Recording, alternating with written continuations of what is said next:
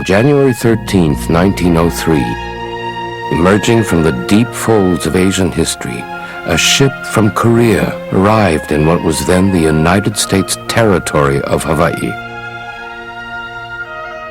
Within the imposing hull of the SS Gaelic was a company of pioneers seeking opportunity on an eastern frontier.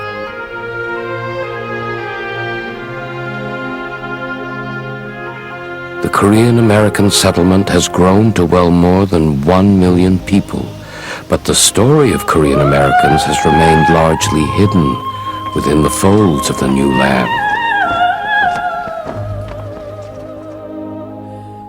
It is an immigrant story like others, and like no other.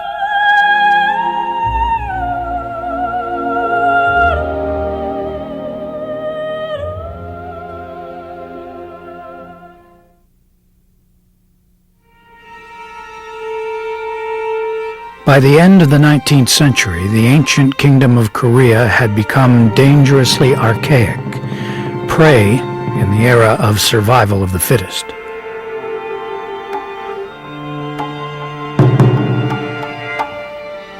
In 1894, the Army of Japan went ashore at Incheon Harbor outside the capital city of Seoul, Korea.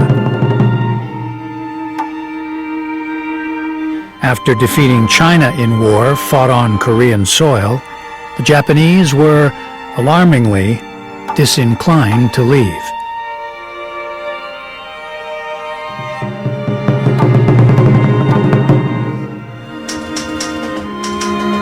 A man named Emson Char wrote of his boyhood in Korea. It was during the war that my family's ancestral home was broken up and scattered.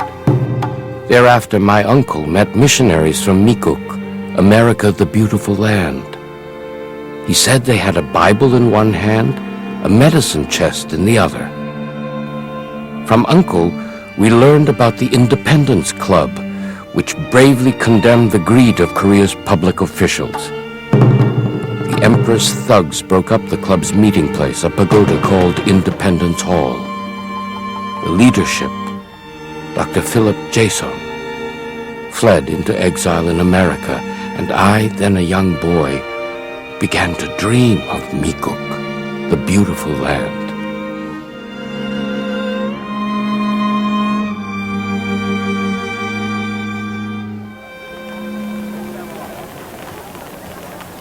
As Japan increased its dominance over Korea, American sugar planters from Hawaii opened a labor recruitment office at Incheon Harbor, and by then the question was whether some thousands of Koreans might leave for work across the sea.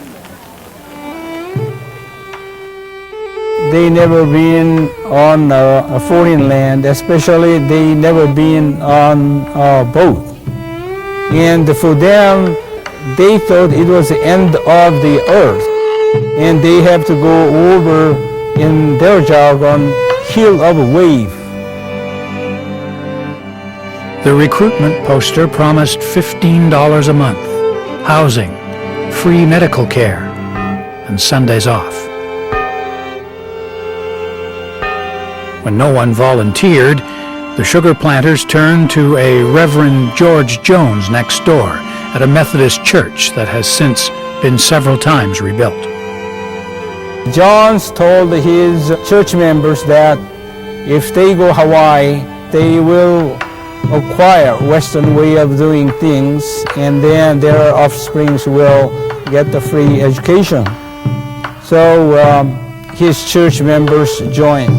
And the story is the first boat, 50 members of 102 were church members. But by the time they landed over here, the congregation was 58. The labor recruiter described them as farmers, which the sugar planters had wanted. But the turmoil of Korea had tossed up woodcutters, clerks, miners, soldiers, political refugees, and farmers. Condition of health? Uniformly good. Had any been in an almshouse or jail? Never. Perhaps there was an anarchist among them.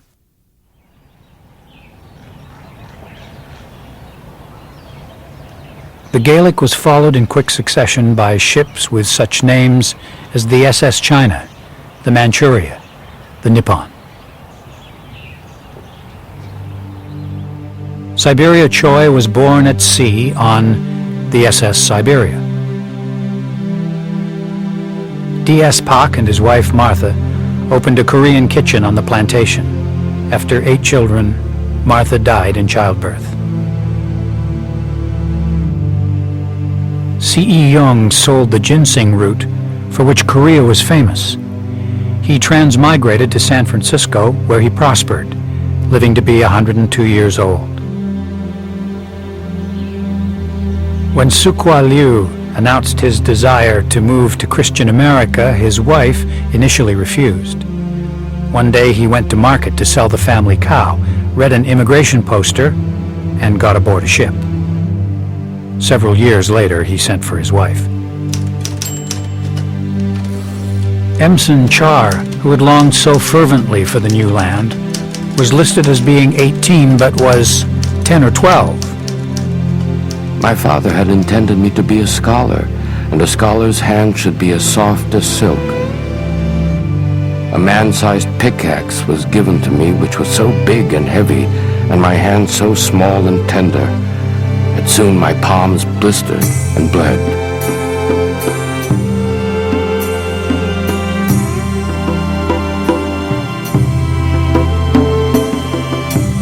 Soon Hyun started his American Odyssey as an interpreter, but quickly became a plantation camp leader.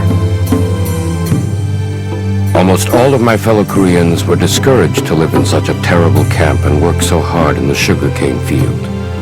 I encouraged them and said that we came out of an honorable country to the paradise of the Pacific. We organized a self-ruling association. The first rule was strengthen love of fellowship. Second, respect and protect ladies. Third, prohibit gambling, drinking, and suspicious women from the camp.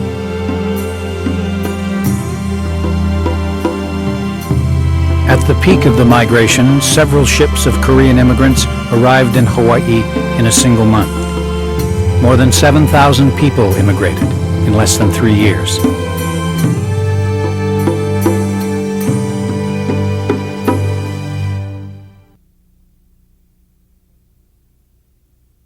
As suddenly as the migration had begun, it stopped, reflecting Japan's unchecked rise to imperial power.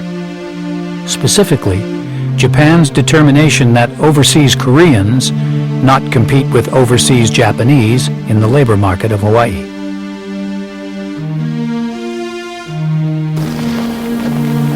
Japan had defeated Russia in yet another war fought over influence in Korea. Thereafter, Theodore Roosevelt mediated a peace that left Japan with an unchallenged dominance of Korea, for which Roosevelt was awarded the Nobel Peace Prize. Incensed, Korean workers in Hawaii financed a delegation to plead with Roosevelt. They were brushed aside, but their efforts set the pattern of overseas Korean resistance to Japan's colonization of their homeland. When the Japanese consulate in Honolulu attempted to serve as their consul, the Koreans vociferously refused. A petition. There are 7,000 of us in Hawaii, but the home government does not take care of us. We're sheep without a shepherd.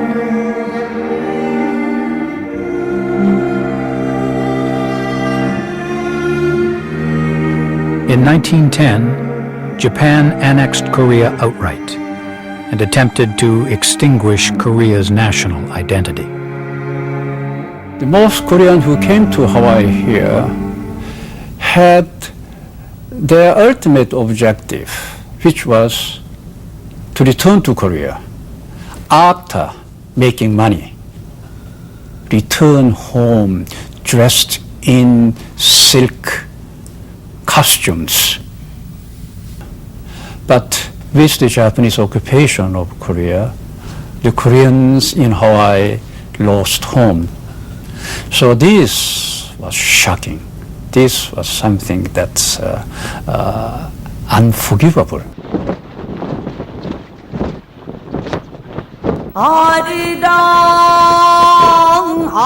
The Korean flag disappeared from Korea. The language was outlawed and Korean nationalism was brutally suppressed. Were Koreans to become Japanese?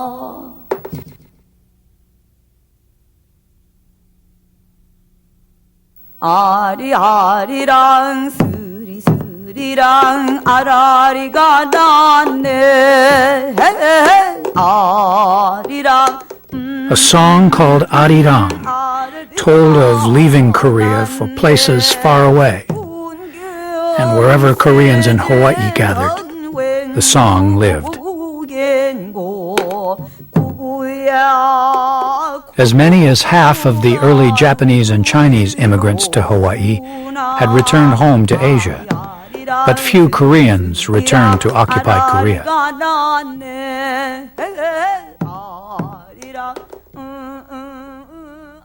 With anti-Japanese sentiment rising in California, Koreans were barred from further transmigration to the United States mainland, ironically because they were wards of Japan. With the clarity that comes from knowing one's fate, the core of Korean settlers made the most of their life in Hawaii. They seized educational opportunities with a passion extraordinary even by Asian standards. Most Korean children were enrolled in school immediately, and within a few years, over half attended private schools, eventually including a Korean boarding school. One youngster enrolled in Mills Institute in Honolulu in 1910, thanks in part to the $24.50 raised by Korean workers at Kohala on the island of Hawaii. Another young student exalted education as a force for Korean independence. "It is our duty to study hard," he said, "and one day we will set our country free." In a move that was pathfinding for its day, the education of girls was valued on a par with that of boys. In order to regain our independence, you gotta educate people. Education is the main thing. You know, we have to produce more educated people, more leaders. To maintain their identity and resist Japan, Koreans in Hawaii joined with Koreans on the United States mainland to organize Kumin-hwee, the Korean National Association.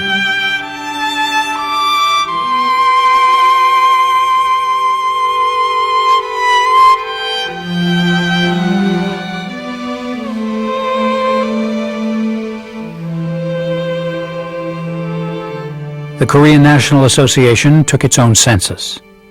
It issued certificates of membership. It collected contributions monthly that were called not dues, but duty. And this exactly shows who paid what camp, what sugar plantation camp paid what. They know it was their duty as a Korean citizen, they had to pay. Through marriages arranged by exchanging pictures, the number of Korean women in the new settlement more than doubled.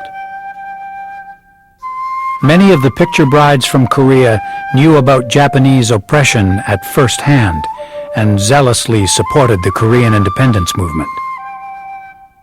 My mother didn't get here until about 1915. And so she had those early years of her life where the Japanese had taken over and they had to learn Japanese, and she had to bow to them, she had to be polite to them. For her and her family, these were invaders who had come and taken their land. And for years, anything Japanese was anathema. Patriotic fervor created an ever-widening base of readers, resulting in no fewer than 20 Korean newspapers in the first wave of immigration. A bitter debate raged among Koreans over how to get the country back. Should they watch and wait, or should they confront the Japanese with arms? The Korean community of Oahu created 2 camps to train soldiers who would, on some mythical day, fight Japan. Koreans also trained as soldiers in Nebraska and as combat pilots on western states' airstrips. The largest military camp was at Kahuku, on the north shore of the island of Oahu.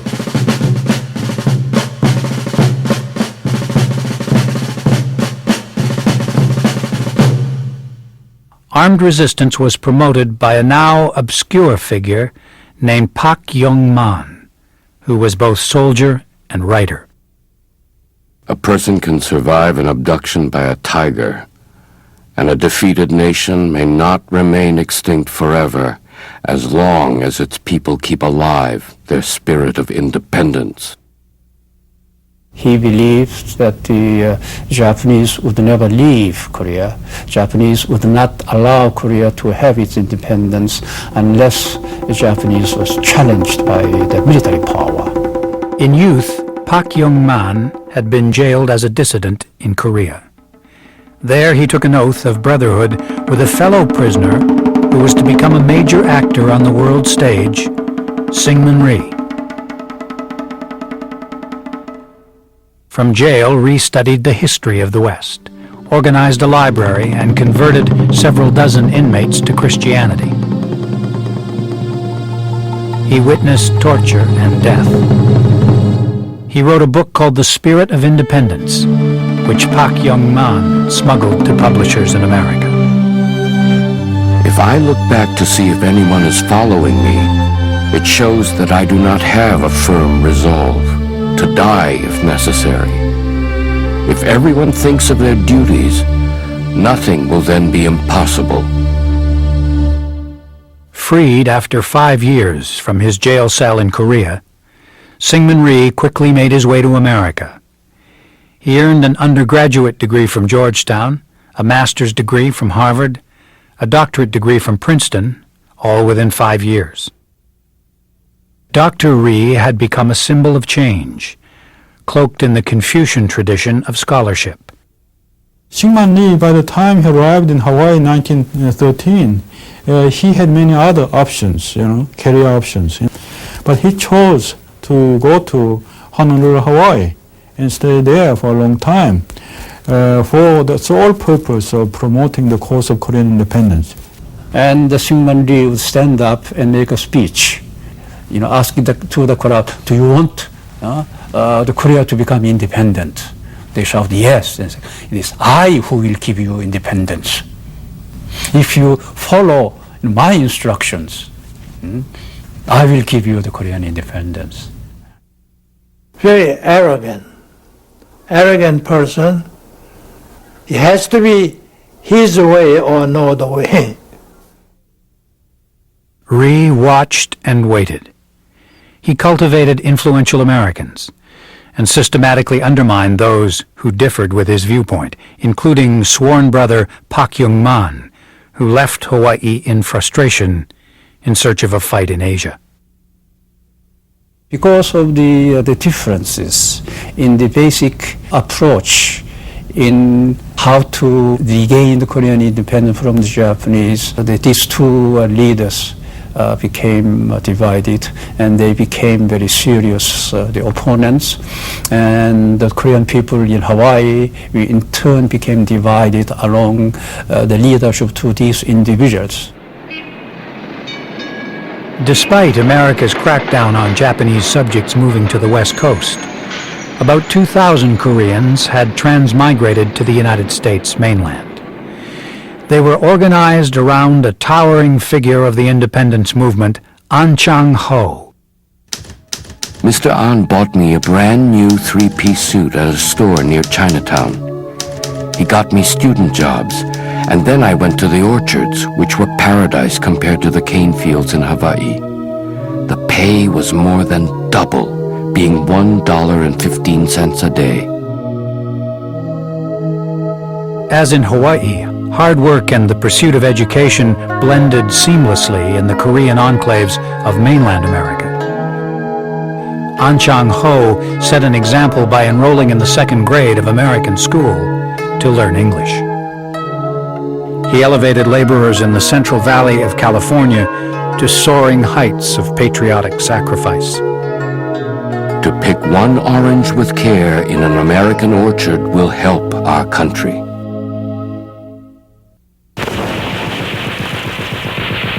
U.S. President Woodrow Wilson's call to fight the First World War inspired Korean Americans, even though Korea was ignored by virtue of Japan's alliance with the United States. Emson Char joined the United States Army in response to Wilson's words. We are glad to fight for the ultimate peace of the world, for the liberation of its peoples, for the rights of nations great and small, and the privileges of men everywhere to choose their way of life. The world must be made safe for democracy.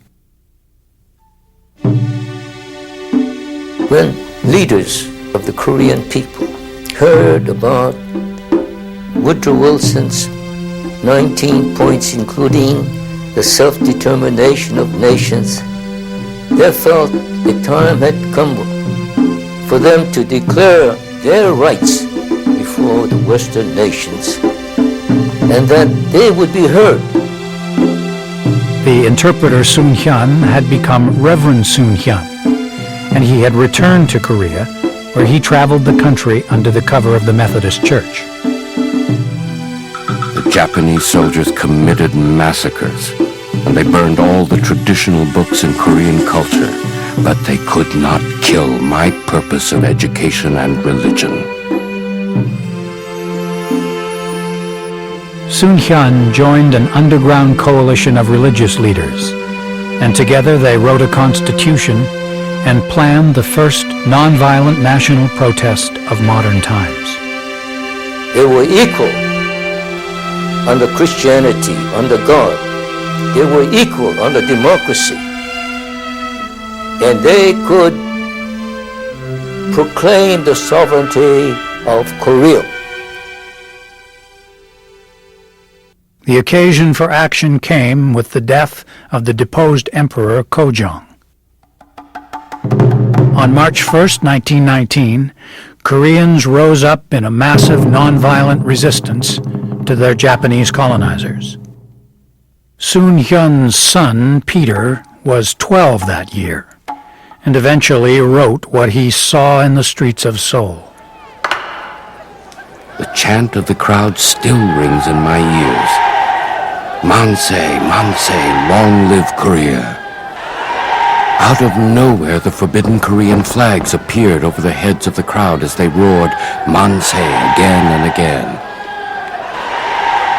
At the risk of his life, a man stepped forward to read the declaration. We hereby declare that Korea is an independent state and that Koreans are a self-governing people. The spirits of thousands of generations of our ancestors protect us.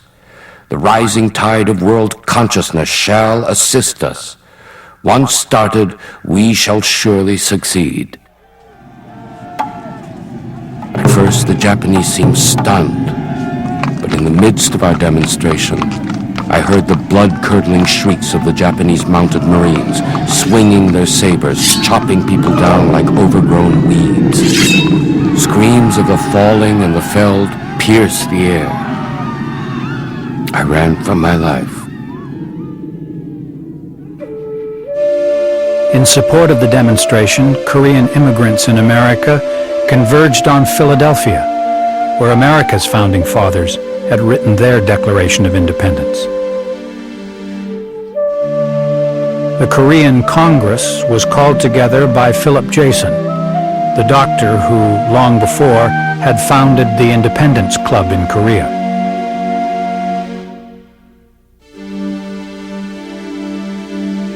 Independence rallies were staged by Korean communities in California and in Hawaii as well.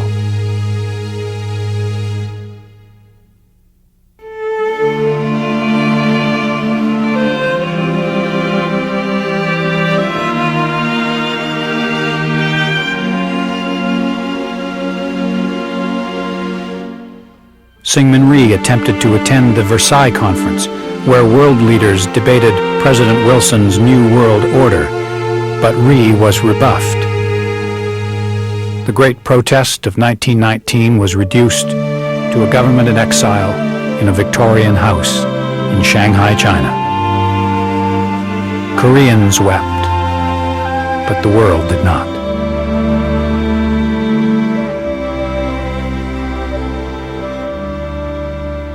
The Koreans suffered a long time, and they have become much more resilient, resourceful.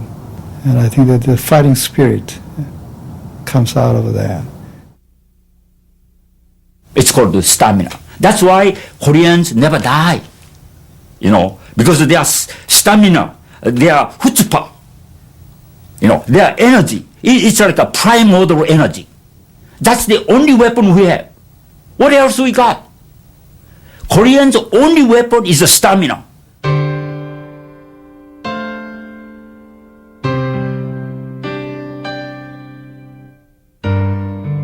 Ethnic churches played a key role in maintaining the Korean community in America. Churches sprang up everywhere Koreans had settled, from rural Hawaii to New York City.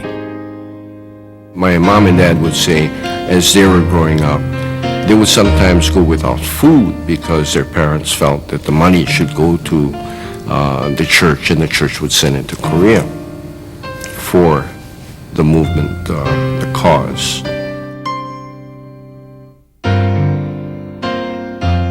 The early settlers were quick to start businesses. Entrepreneurs gained a sense of autonomy and made profits that supported the Korean movement. The Kim brothers of California developed an orchard and a packing house that was a meeting place for Korean patriots. In spare moments, they created a hybrid between peach and plum, a nectarine. C.C. An consolidated his position in the canned chop suey market in Detroit. The picture bride Hwa An Kim joined not one but several Korean investment groups called K. Every month they put in so much money, and every month they bid for that money. My mother would be in several at one time. And then she would wait until a certain month, and then she would draw them all, because she was going to buy a piece of property. A Korean-American baseball team returned to the Methodist Church at Incheon, igniting Korea's fascination with America's sport. To the astonishment of the visitors, they sometimes could speak the Korean language better than the Koreans themselves. I had to learn Japanese because all school was taught in Japanese. Korean was not allowed to be used. So even at home, we were not allowed to speak Korean with our parents. And you always live under fear. A student from Korea who stopped over in Hawaii wrote in his diary of seeing a Korean flag, not knowing that Korea had a flag. Most of the local Koreans were in their 50s and 60s, with dark sun-tanned faces and rough hands, which told us of their rough life as immigrants in this foreign land. When we told them that speaking of the mother tongue and native customs, including traditional clothes, were prohibited, they wept.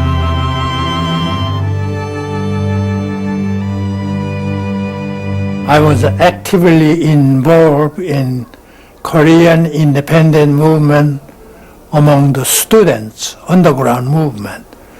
And police, Japanese police, suspect our activities. They always watch day and night our house. And my mother felt very uncomfortable. So she recommended, you must go to America.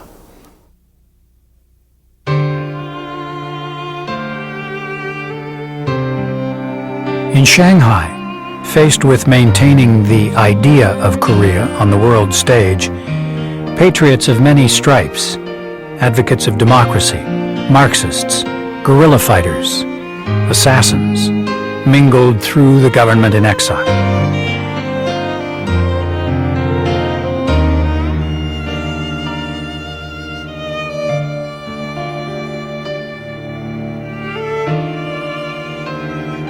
Syngman Rhee was elected president of the Korean Provisional Government, as it was called, but came and went from Shanghai in an atmosphere of conflict.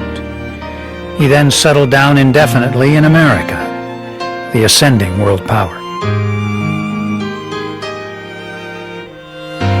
The revolutionary Pak Kyung-man was assassinated in China at age 47 as he was attempting to organize an armed force. On one particularly bleak day, Soon Hyun's children were reduced to sharing a single bowl of noodles. They returned to Hawaii, where Reverend Hyun raised money for the cause, preaching a gospel of salvation and Korean nationalism. Rhee founded his own church in Hawaii, constructed in the shape of the Palace Gate in Seoul. Rhee and anti-Rhee factions in Hawaii battled fiercely. In contrast to the divided opinions about Syngman Rhee, An Chang-ho came to be seen as almost saintly. He was the prime organizer of Koreans in distant places around the globe.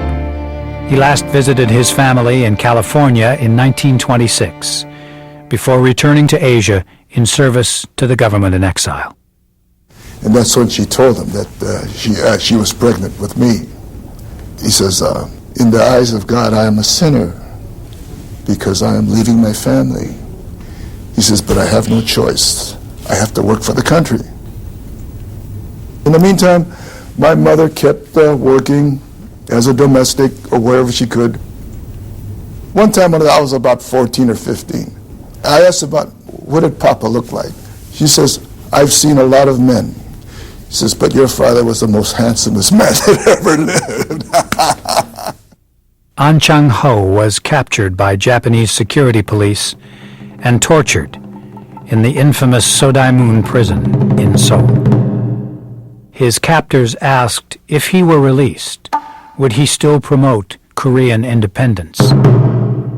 Yes. I consider eating an act of independence, and sleeping also an act of independence. As long as I live, there will be no change. After he came out from prison, he spoke softly and tell us, study well and love your country, Korea. He died in occupied Korea in 1938, comforted by his belief that Japan's aggression against others would be its downfall. Mrs. An struggled to support the 5 children in Los Angeles. Her oldest son, Philip, went to Hollywood in desperation, auditioning for Asian character parts to help support the family. In Shintoism, we worship the first Japanese emperor. He played Japanese stereotypes with a special vengeance. He is the mortal image of our immortal deity. His youngest brother grew up trying to convince his classmates that Korea even existed. You'd go to school here in a geography class. You would look on the map. Korea was not distinct. It was always colored the same color as Japan. It wasn't called Korea. It was called Joseon. The capital, Seoul, was not on the map. It was called Keijo. So you come and you raise, all the history books are saying, there's really no such thing as Korea. And I have to tell, my kids, hey, wait a minute, my friends, there is such a thing as Korea. We would go to church in the 40s. I was maybe about 5, 6 years old. I remember seeing movies that the church would show about atrocities in Korea by the Japanese. And this somewhat placed us in a separate situation. Well, I remember, as a 4-year-old child, sitting on the steps waiting for the meeting to end so we could go home. You grow up thinking, but that's Korean. And so you grow up thinking, well, Koreans have to be the most contentious people in the world. Koreans in the 20th century truly were very brave and have gone through a lot. There's humor, there's sorrow, and this is a human drama.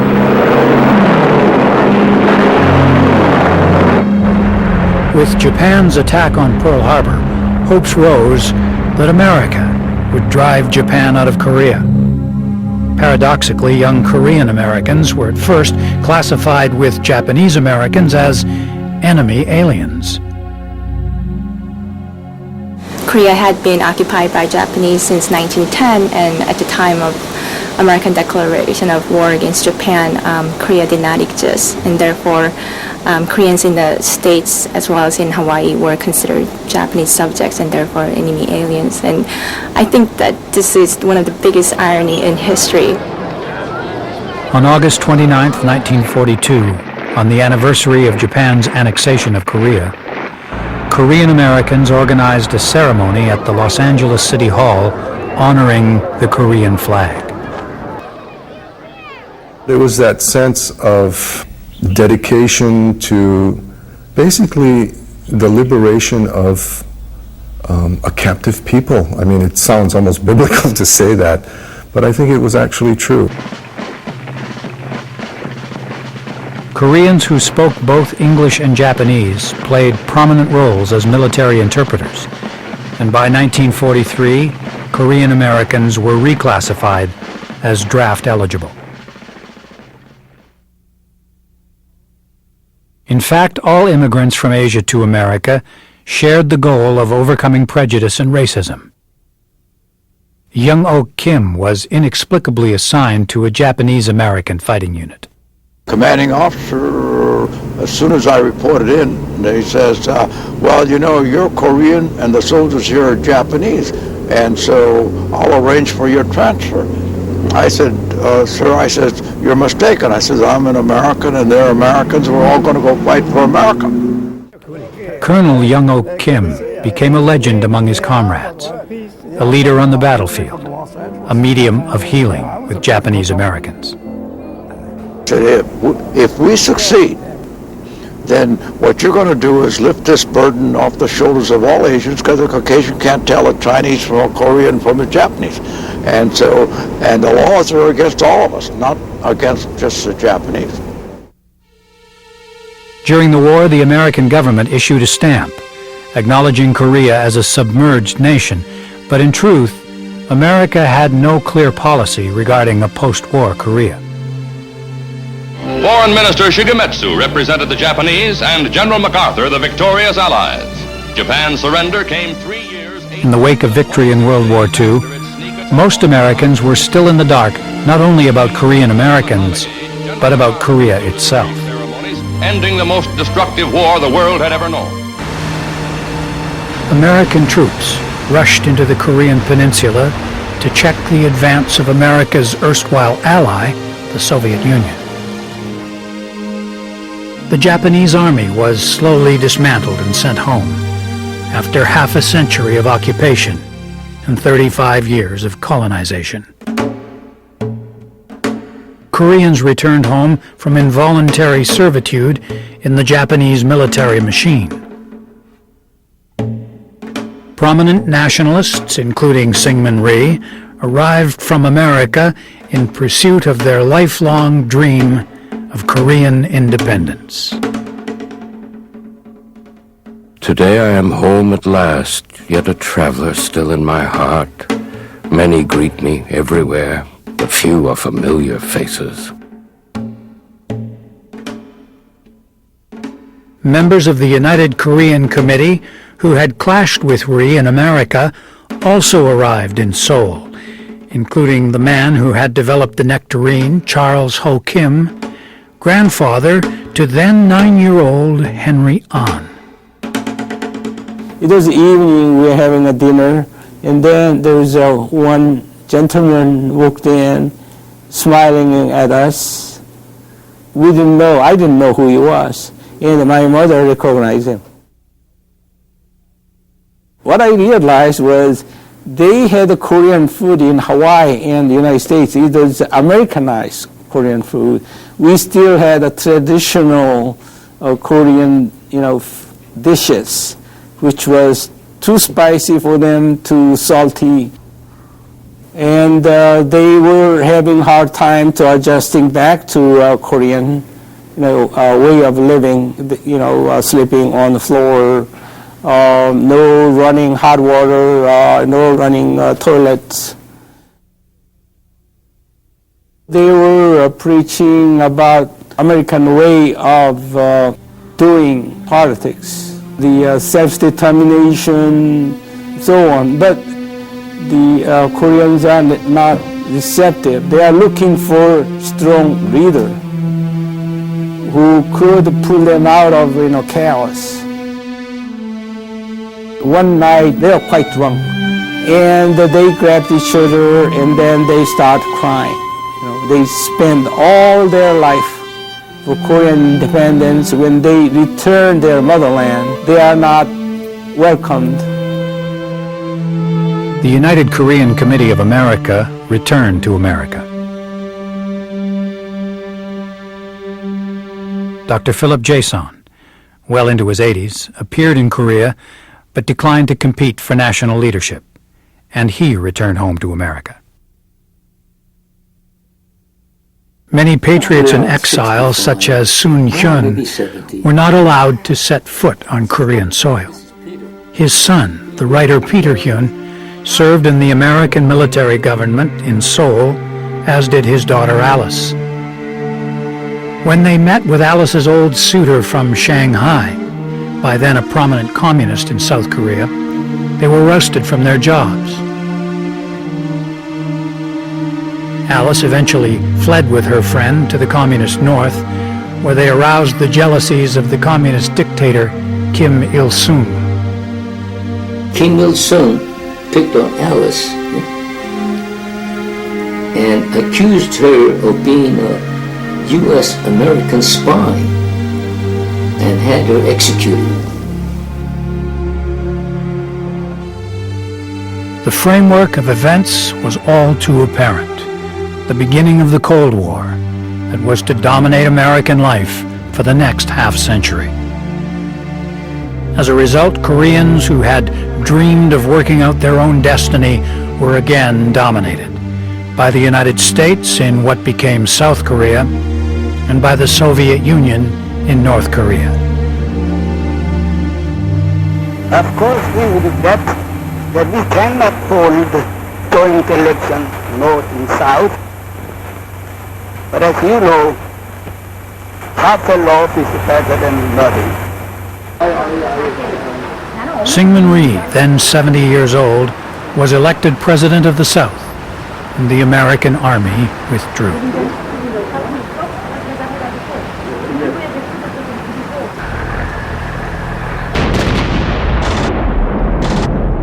Misjudging America's resolve, North Korea attacked in the summer of 1950 and nearly overran the South.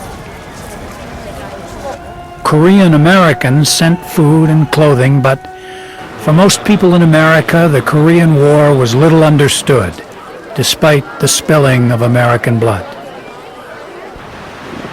The war devastated Korea and caused millions of deaths, ending where it began. I am the only one of my class who went to America before this Holocaust happened. I returned to Korea in 1973, and my classmate held a reunion for me. And 60 of them, 60 out of 100 vanished. They died or vanished fighting for the both sides. And I felt so overwhelmed by sense of sorrow. And I was reminded of American Civil War. brothers fighting brothers. And that was happened right in our homeland.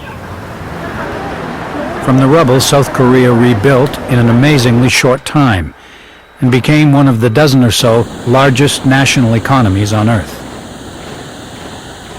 In Seoul, Syngman Rhee is inaugurated for the third time as president of South Korea.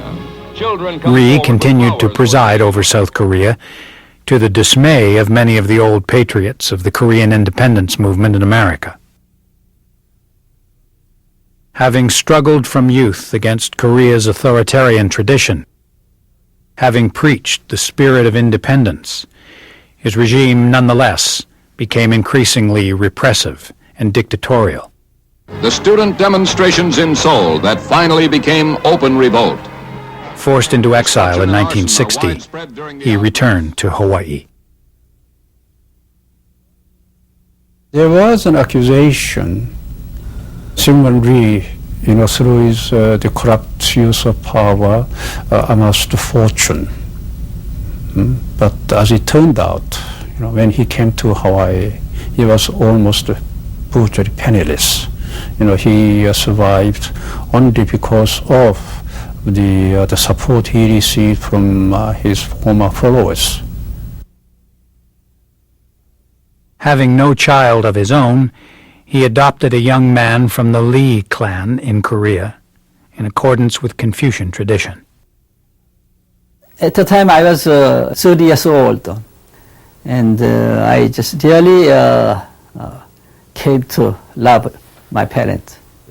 He loved freedom, and they loved our country, and they loved our people.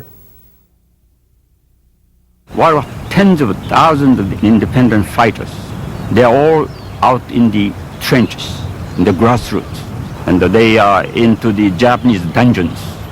I think Syngman Rhee, I think he knew how the Washington operates. That's where the power is. 47 years after his original exile in Hawaii, Syngman Rhee died at Manalani Hospital in Honolulu, beneath a blanket that his wife had restitched. He was 90 years old.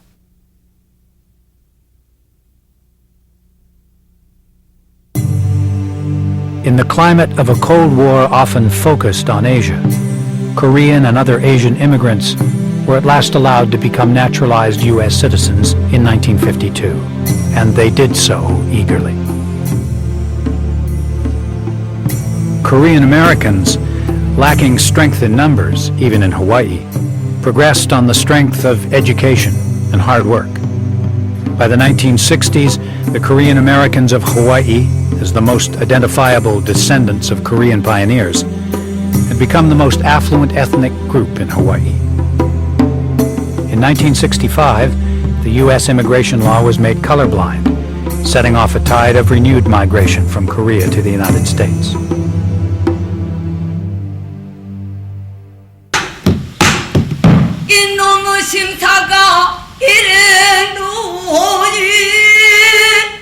While the new immigrants are different in many ways from the pioneers, they similarly have tended to be Christian, independent, and entrepreneurial, and the theme of struggle reaches across the century.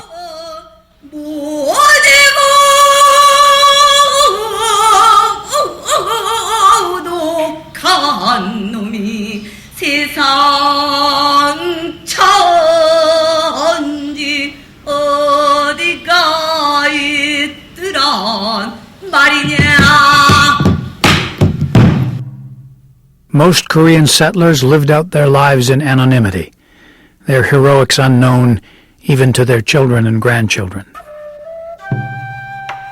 Imson Char's dream of becoming a doctor eluded him. He graduated from a small Midwestern college and raised a family. During the Depression, he worked as a barber. He eventually got a federal government job as a draftsman. He would have remained as anonymous as most first-generation settlers, but for his patiently writing memoirs over 25 years. When I finally received my citizenship, I said to Uncle Sam, "I love thee with all my heart. I pledge my allegiance to thee, to this sweet land of freedom, equality, justice, and humanity, and so will my children and my children's children after me. America is the land of opportunity to be free with whatever damn please you want to be. In my case, I want a freedom of justice, and I have to fight for it. That's America to me. The essence of America is beautiful. That will never change. Is there a myriad of mosaics of things that we have to work at? Absolutely. Absolutely. The heroes of the Korean independence movement increasingly have been honored in Korea and lately in America as well.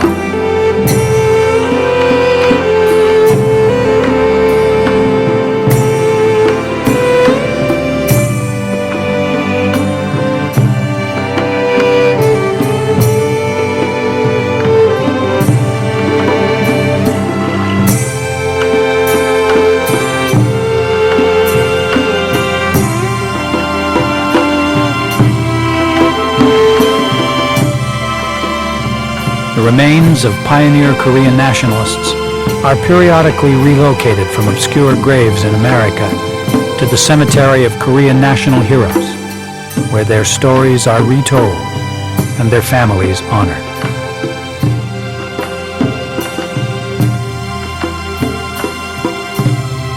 My father left Korea as a patriot, but now he is returning, and so the circle of his life is completed now. The grave markers in a remote cemetery on the Big Island of Hawaii have been repaired and a poem inscribed. May you now take your rest, letting go these tear-filled starry nights. Arirang, the song you sang, soaked with sorrow, we will sing for your sake.